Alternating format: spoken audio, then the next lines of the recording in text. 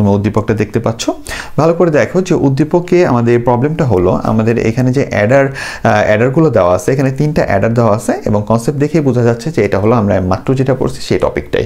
এবার প্রশ্নটা কি দেখো, প্রশ্নটা বলছে যে 13 ও 15 সংখ্যা দুটি যোগ করতে উদ্দীপকের ডিভাইসটির সক্ষমতা বিশ্লেষণপূর্বক প্রয়োজনীয় ডিভাইসটি অঙ্কন করে তাতে যোগক্রিয়া দেখাও। তাহলে ভালো করে বুঝো যে আমাদের প্রবলেমটা কি। আমাদের প্রবলেমটা হলো যে উপরে যে আমাদের 3টা অ্যাডার দিয়ে রাখছে, এবার বলতেছে এটা সক্ষমতা বিশ্লেষণপূর্বক প্রয়োজনীয় ডিভাইসটি অঙ্কন করো। তাহলে আমাদের উপরে আগে বলতে হবে কি যে উদ্দীপকে যেই অ্যাডারগুলো দিয়ে রাখছে এটা আমাদের যে প্রবলেমটা দিছে 13 আর 15কে যোগ করার জন্য, ওইটার যোগের জন্য উপরে অ্যাডারটা সক্ষম কিনা সেটা আগে বলতে হবে।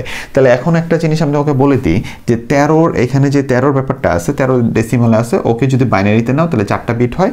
15 ডেসিমালে আছে, ওকেও যদি তুমি বাইনারিতে নাও তাহলে কয়টা বিট হয়? 4টা বিট হয়। তাহলে তুমি যদি 4টা বিট এবং 4টা বিটের সেট যখন তুমি যোগ করবে তখন 3টা অ্যাডার দিয়ে তো এটা করতে পারবা না, ঠিক আছে? তাহলে সবার প্রথমে আমরা বলে দিব কি এটার অ্যান্সার লেখার সময় যে উদ্দীপকে আমাদের 3টা অ্যাডার সেট দেওয়া আছে এবং এটা দিয়ে আমাদের কি করা যাবে না, এটা দিয়ে আমাদের যে সমস্যাটা দিচ্ছে সেটা সমাধান করা যাবে না।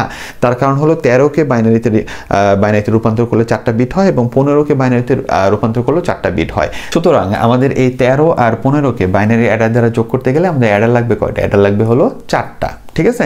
এবং অটোমেটিকভাবে তুমি বুঝতে পারতেছো আমাদের প্রথম অ্যাডারটা কি থাকবে? হাফ অ্যাডার থাকবে এবং পরবর্তী 3টা কি থাকবে? ফুল অ্যাডার থাকবে। তার মানে আমরা একটা জিনিস শিওর হতে পারলাম যে উদ্দীপকে যেটা দিছে যে আমাদের 3টা বাইনারি অ্যাডার দেওয়া আছে, 3টা বাইনারি অ্যাডার দিয়ে এটা হবে না, তাহলে কয়টা লাগবে? 4টা। তাহলে আমরা ছোট্ট করে একটা ব্যাখ্যা লিখে দিলাম যে উদ্দীপকে আমাদের 3টা বাইনারি অ্যাডার দেওয়া আছে কিন্তু আমাদের 13কে ভাঙলে এটা 4টা বাইনারি বিট আসছে এটা, এবং আমাদের 15কে ভাঙলে আমাদের 4টা বাইনারি বিট আসছে সেটা হলো এইটা। এবং এই দুটাকে যোগ করার জন্য আমাদের উদ্দীপকের যে অ্যাডারগুলো আছে সেটা দিয়ে হবে না, এখানে আমাদের অ্যাডার লাগবে কয়টা? 4টা। সহজে আমরা এইটুকু আগে বলে দিলাম। এরপরে আমরা কি করব, এখানে দিয়ে সুন্দর করে এটা দেখাই দিতে পারো। তারপরে তুমি কি তাহলে সার্কিটের সাহায্যে তোমার কিসের যোগ, এটা এবং এটার যোগ করে আমরা দেখাইতেছি, ঠিক আছে?